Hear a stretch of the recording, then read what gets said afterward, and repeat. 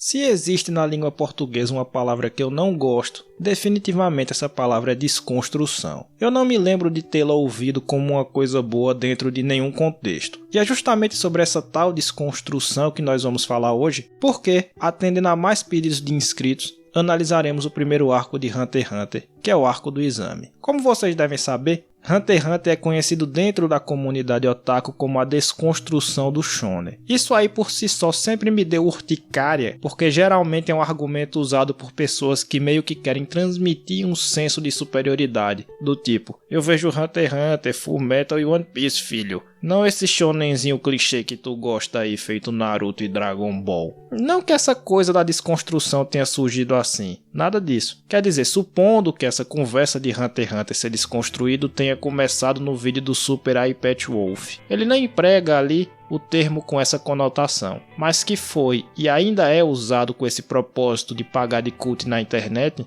isso é. Além do mais, e esse é o ponto central do nosso vídeo de hoje, essa história de traçar uma linha bem demarcada entre obras clichê versus obras desconstruídas, sempre, e eu vou repetir, sempre, 100% das vezes, parte de uma análise superficial tanto da obra supostamente desconstruída quanto da obra supostamente clichê. O pessoal sempre seleciona os pontos convenientes a essa narrativa. Eles pegam os elementos que a obra X usa e que são incomuns e os elementos que a obra Y usa e que são comuns e com base apenas nisso já começam a rotular a primeira obra como revolucionária e a segunda como clichê, sendo que a realidade é sempre muito mais complexa que essas distinções superficiais que são feitas internet afora. Veja que eu não estou dizendo que não existam obras clichê, existem. Na real, minha análise de Black Clover chegou à conclusão de que essa história pode ser chamada assim, mas essa é uma análise que tem que ser feita de maneira mais ampla, e não pegar 2 ou 3 características e já sair rotulando. O que realmente não existe é o contrário, a obra que não usa clichê. Eis aí um Pokémon que não pode ser encontrado em lugar algum. E é também por isso que eu não gosto desse rótulo da tal desconstrução. Ele é usado para maluco se sentir superior na internet, mas não tem base em nenhuma análise séria. Registrada a indignação do leitor, adentremos a análise do primeiro arco de Hunter x Hunter. Só que agora é aquela hora na qual eu já encaixo aqui um plot twist no roteiro desse vídeo. Nós já começamos a análise do primeiro arco de Hunter x Hunter. Ao ler essa parte da história, o que mais me chamou a atenção foi o de quanto esse mangá começa de uma maneira básica. Longe de ter a pretensão de desconstruir o que quer que seja,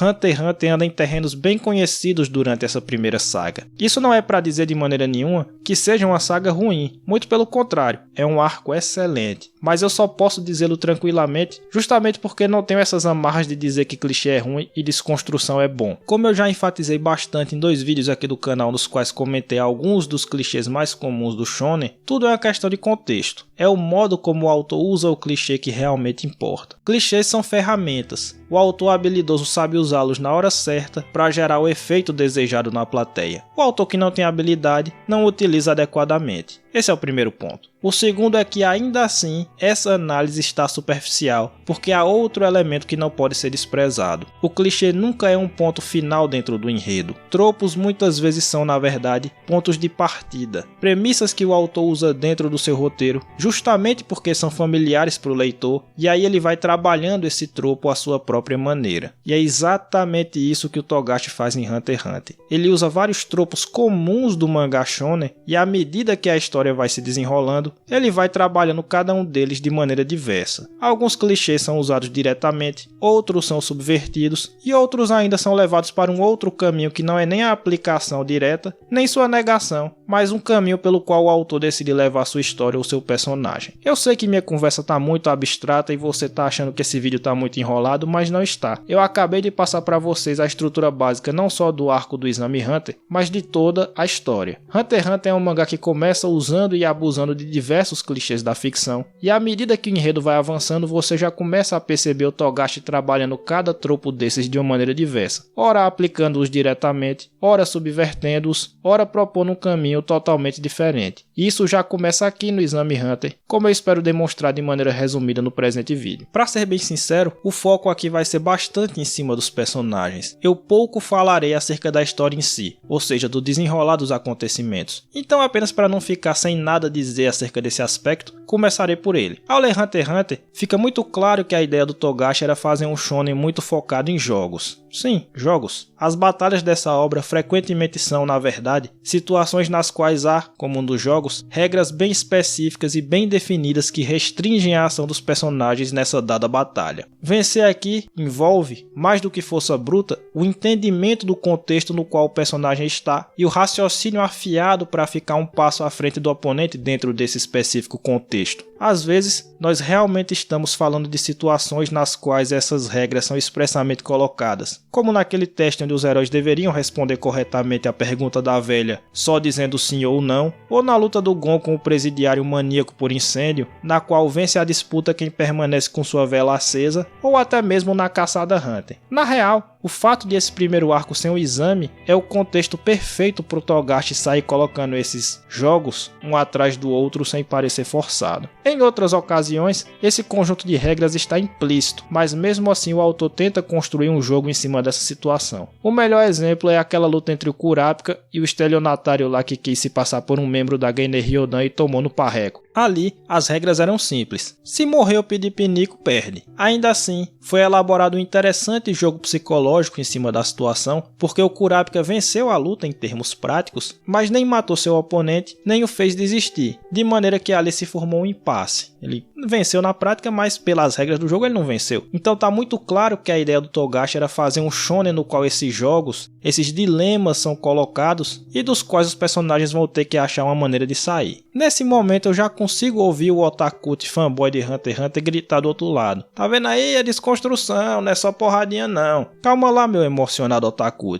E o Gyo, do saudoso Takahashi, já fazia isso 2 anos antes e nem por isso tá ninguém dizendo que é desconstrução de nada. Então sossega aí um tico. 3 são os méritos dessa pegada de Hunter x Hunter de trabalhar com esses jogos na maior parte do tempo, ao invés de ser apenas luta atrás de luta. O primeiro é que essa característica permite uma ampla variedade nos acontecimentos. Cada confronto é bem diferente do anterior e cada um deles engaja o leitor não apenas pela criatividade, mas porque estimula o raciocínio. O cara vai acompanhando aquilo e tentando pensar junto com os personagens, entender como eles vão fazer para sair de cada uma daquelas dificuldades, mas sem quebrar as regras do jogo e etc. Esse engajamento do intelecto, quando somado com a criação de tensão, que o Togashi sabe fazer, sabe enxertar aqui, termina proporcionando uma experiência muito divertida e eficiente. A recompensa vem quando o herói consegue pensar em uma solução inteligente para o dilema e que faz sentido dentro das regras. A sensação de que aquela solução é plausível dentro do contexto e ao mesmo tempo surpreendente dá o sentimento de satisfação ao leitor e o engaja ainda mais para continuar acompanhando. Essa é a primeira camada, a do puro entretenimento, digamos assim, do divertimento que é causado no público com esses jogos dinâmicos e bem pensados. O segundo mérito é que, por meio desses jogos, o Togashi consegue consolidar aquela que é uma das principais características desse mangá, a exploração da psicologia dos personagens. Boa parte do que acontece em Hunter x Hunter está se passando dentro da mente de alguém. Frequentemente o autor nos coloca dentro dos pensamentos de algum personagem para que ele vá ruminando o dilema no qual está metido e de como fará para sair desse dilema. Isso acontece até mesmo em momentos nos quais nós não estamos diante de nenhum jogo, como nos momentos nos quais vemos o Gon se preparando para caçar o Hisoka. Então nós temos a ideia do autor de fazer uma história bastante psicológica, que utiliza esse ponto de vista com muita frequência. Que tipo de contexto se amolda perfeitamente a isso, mas ainda tendo as batalhas que o público do shonen espera? Justamente esse tipo de jogos dos quais o Togashi lança mão ao longo desse arco. Então o segundo mérito é de ser uma escolha acertada do autor para o tipo de história que ele queria contar. E o terceiro mérito é o de que ao longo do Exame Hunter, nós realmente vamos vendo os personagens sendo consolidados e desenvolvidos na nossa frente. O cuidado com o qual o Togashi faz cada um agir em cada um desses jogos ou dilemas morais de uma maneira coerente com a personalidade estabelecida, ao mesmo tempo em que vai demonstrando aos poucos outras facetas desses mesmos personagens, é uma coisa linda de se ver. A cada situação, cada personagem se porta exatamente como nós somos levados a esperar que eles se portem diante do que foi construído pelo enredo, mas sempre deixando espaço para que seja mostrada outra faceta. Então essa junção de história com personagem é feita de maneira muito hábil sábio pelo autor. E aí é que nós entramos no ângulo pelo qual eu vou querer refletir acerca dessa história de desconstrução versus tropo, que são os personagens. O que cada um deles nos diz acerca dessa discussão. Vejamos aqui. Começa evidentemente pelo protagonista Gon. Esse é um personagem que é usado como argumento pelos cults para defender a ideia de que Hunter x Hunter é um shonen desconstruído por tudo o que vai acontecer com ele lá nos arcos futuros. Mas eu rejeito essa conclusão pelo motivo seguinte. Para mim, o Gon não é uma subversão do tropo, mas um personagem no qual o Togashi resolveu partir de um tropo e ir levando para um caminho muito específico ao longo de seu desenvolvimento. Antes de mais nada, devemos esclarecer que o Gon começa a história como um clichê. Ele basicamente é um indivíduo que cresceu longe da grande civilização, ali numa ilha meio isolada, tendo contato apenas com alguns parentes e com aquela pequena comunidade. Além do mais, ele teve uma criação muito próxima à natureza, às florestas, à pesca, enfim. Por conta disso, a sua caracterização básica é de um indivíduo não muito inteligente, mas de sentidos muito aguçados. Para além disso, ele é ingênuo, mas apresenta uma estranha capacidade de resolver problemas intuitivamente, pensando em soluções que até personagens mais intelectualizados como o Kurapika não são capazes de pensar em certas situações. Todo esse pacote é um grande clichê dentro da ficção. O indivíduo que tem estreitas ligações com a natureza e por conta disso tem instintos aguçados e que por ter vivido isolado da civilização, apresenta uma mentalidade diferente do comum, que é o que se reflete na sua ingenuidade e nas suas soluções originais para os problemas. Muitas vezes esse clichê é usado pelo autor que quer fazer uma obra de crítica dos costumes. Ao colocar o ponto de vista em um personagem de fora da sociedade, o autor consegue expor as convenções sem sentido daquela sociedade que são seguidas pelas pessoas pelo puro efeito manada. O exemplo mais clássico desse clichê é o Tarzan. Mas mais especificamente, o Gon segue os passos de um personagem dentro do shonen. Mais que isso, não qualquer personagem, mas o mais conhecido e influente de todos eles. Ao ler Hunter x Hunter, não tem como não perceber que o Gon segue a tradição do Goku. Ambos têm essa tal ligação com a natureza, ambos são ingênuos e ambos cresceram isolados. O Goku mais isolado que o Gon, mas a premissa é semelhante o suficiente. Para além disso, a postura do Gon é muito parecida com a do protagonista de Dragon Ball em vários momentos. Como não lembrar do Goku vs Vegeta quando vemos o Gon dizendo estar com medo e ao mesmo tempo empolgado diante da missão de caçar o Hisoka? Como não lembrar do Saiyajin quando vemos o protagonista de Hunter x Hunter se jogando de cabeça em situações nas quais os outros personagens não estão querendo se meter, ou seja, essa impulsividade, né? Aí eu pergunto, como pode um personagem tão parecido com o protagonista mais conhecido do shonen ser uma desconstrução do shonen? E não adianta tentar dizer que é porque lá na frente ele vai decair, vai sucumbir diante da ira e etc, porque o Goku também apresentou comportamentos que destoaram da figura idealizada de um herói. Também o protagonista de Dragon Ball é ambíguo e não tão simples quanto querem dizer que ele é. Volto ao ponto que mencionei lá no início. Essa história de desconstrução versus clichê frequentemente parte de uma leitura rasa da obra desconstruída e também da obra clichê, e tá aí um exemplo. Tratar o Goku como um personagem preto no branco. Então o fato de o Goku não ser 100% ingênuo e heróico não o afasta do Goku, porque este último também é assim. Daí vem a minha interpretação. O Gon não subverte o shonen, mas é na verdade a tentativa do Togashi de criar um personagem dentro da tradição colocada pelo Goku, mas desenvolvê-lo à sua própria maneira, com suas próprias características de escritor. Não é clichê e nem subversão do clichê. É o autor usando o tropo como um ponto de partida e depois levando a história para onde ele acha que deve, como eu mencionei lá no início. É como se fosse um experimento do Togashi. E se eu fizesse um Goku no qual a obra realmente trabalhasse a inconsequência e determinação como um problema? Onde o Akira preferiu permanecer na ambiguidade, o Togashi quis enfatizar o lado negativo. Enfim, a discussão do Gon só pode ser feita de maneira completa lá mais na frente da série, né? Quando a gente for vendo como ele vai se desenrolando. Aqui nesse primeiro arco, ele é o perfeito exemplo daquela característica que mencionei há pouco. Começa dentro do clichê, mas aos poucos o autor vai mostrando cenas nas quais ele já indica que vai querer explorar o personagem de outra forma. A cena na qual o Gon se recusa a admitir derrota pro Hanzo é assim, que já começa a abordar o lado irracional da determinação do Gon. A cena na qual ele fica realmente se sentindo mal por ter sido facilmente derrotado pelo Hisoka já começa a mostrar algumas rachaduras naquela personalidade alegre e radiante dele e por aí vai. Então o desenvolvimento do personagem já começou e vai caminhando em um ritmo adequado, mas ele ainda é majoritariamente uma aplicação do tropo aqui. O Kurapika é basicamente o Kurama. Aliás, não é segredo para ninguém a enorme semelhança entre o quarteto de Hunter x Hunter e o de Yu Yu Hakusho. Os arquétipos são exatamente os mesmos, aliás. Só que eu realmente gosto mais de trabalhar a comparação do Gon com o Goku do que com o Yusuke. mas os outros 3 seguem a esteira dos outros protagonistas de Yu Yu. E no caso do Kurapika/Kurama, nem existe uma diferença tão intensa assim. Ambos são perfeitos exemplos de protagonista bidimensional. Já falei aqui no canal do personagem unidimensional, que tem só uma camada, e do esférico, que tem várias, mas o bidimensional eu quase não abordei. Aí estão 2 grandes exemplos então. A primeira camada do Kurama e do Kurapika são idênticas. São indivíduos calmos, inteligentes, gentis e estrategistas. A segunda camada é diferente, mas não tanto. O Kurama é um assassino cruel e de sangue frio. O Kurapika é uma pessoa consumida pela raiva devido ao extermínio de seu clã. Pergunto então, se eles são tão parecidos, por que Yu Yu é clichê e Hunter x Hunter é desconstruído? Novamente, a análise é rasa. O Togashi não estava subvertendo nada, mas trabalhando uma premissa sobre a qual ele já tinha escrito, só que levando por um caminho diferente. A grande diferença do Kurama para o Kurapika é a seguinte: o primeiro era originalmente um assassino que por ocasião do destino teve que viver no meio dos humanos e aí aprendeu o significado do amor. Após isso, passou todo o resto dos seus dias tentando negar ou esconder sua verdadeira identidade. O Kurapika era originalmente gentil e bondoso, mas teve seu coração tomado pelo ódio por conta do extermínio do seu povo, buscando a partir daí a vingança. Ambos são gentis na superfície e sombrios por dentro, mas um deles quer ser gentil ao final de tudo, enquanto o outro quer que seu ódio jamais se apague para poder levar a cabo sua vendetta. A rua que os dois percorrem é a mesma, digamos assim, mas um vai na mão e o outro na contramão. Essa simples distinção faz toda a diferença, porque essa característica do personagem do Kurapika faz com que sua história esteja dentro do subgênero da vingança, e isso é bastante enfatizado em Hunter x Hunter com todas suas nuances psicológicas e tudo mais, enquanto o Kurama é só um cara querendo viver sua vida em paz, sendo atrapalhado pelos vilões. Por conta disso, ele é um personagem reativo. Mas aí eu pergunto, a diferença entre eles é de clichê versus subversão? Claro que não. É o autor trabalhando o mesmo tipo de personagem de maneiras diferentes. O Killua seria o Riei, né, evidentemente. E não só o Riei, mas também o Vegeta, o Ikki e o Jotaro. Ou seja, é um tropo extremamente comum no shonen. Novamente não há desconstrução aqui. Ao longo desse arco do Exame Hunter, porém, vemos o Killua começar também seu desenvolvimento de personagem. Ele é um assassino a sangue frio, um indivíduo que foi ensinado a apagar seus traços de humanidade a fim de ser a perfeita máquina de matar. Ao longo do arco, porém, vemos essa humanidade soterrada vir à tona de maneira intensa. O Killua não quer mais ser um assassino, ele só quer ser o amigo do Gon, uma criança que faz coisas de criança. Infelizmente para ele, as coisas não são assim tão fáceis e seu irmão faz de tudo para garantir que a influência positiva do Gon não haja sobre a mente do Killua. Legal, então temos aqui a história de um personagem que começa cruel, mas que vai percorrendo um arco positivo por conta da influência de uma pessoa ou de um grupo de pessoas bondosas que mudam o modo como ele pensa e dão a ele uma nova perspectiva na vida. Excelente. Mas no que isso é substancialmente diferente do arco do Vegeta ou do Ikki? Veja, eu não estou dizendo que é ruim, pelo amor de Deus. O desenvolvimento do Killua é maravilhoso ao longo de toda a obra. Só estou enfatizando que não há desconstrução aqui. Quanto ao Leório, não tenho muito a dizer. Ele realmente se parece bastante com o Kuwabara. Eu não saberia apontar exatamente onde as pessoas veem uma grande diferença entre ambos e desconfio até que elas não vejam essa diferença. Não vejo ninguém dizendo que Hunter x Hunter é subversivo por conta do Leório. Geralmente é por causa do Gon, do Killua e do Kurapika. Mas enfim, o Leório é o personagem de cabeça quente, mas muito leal a seus amigos e que narrativamente serve como o personagem de identificação do leitor. O humano comum no meio dos monstros. Tudo isso exatamente igual ao Kuwabara. E assim como sua contraparte de Yu Yu, ele começa parecendo uma pessoa fútil que só pensa em dinheiro, mas depois entendemos o porquê dele ser tão ligado ao vil metal. O Kuwabara no início parece só um marginal juvenil que fica arrumando briga por aí, mas depois vamos conhecendo melhor o seu bom coração. Então eles também são muito semelhantes nesse tipo de coisa, né? Em resumo, amigos, é o seguinte: o arco do Exame Hunter é muito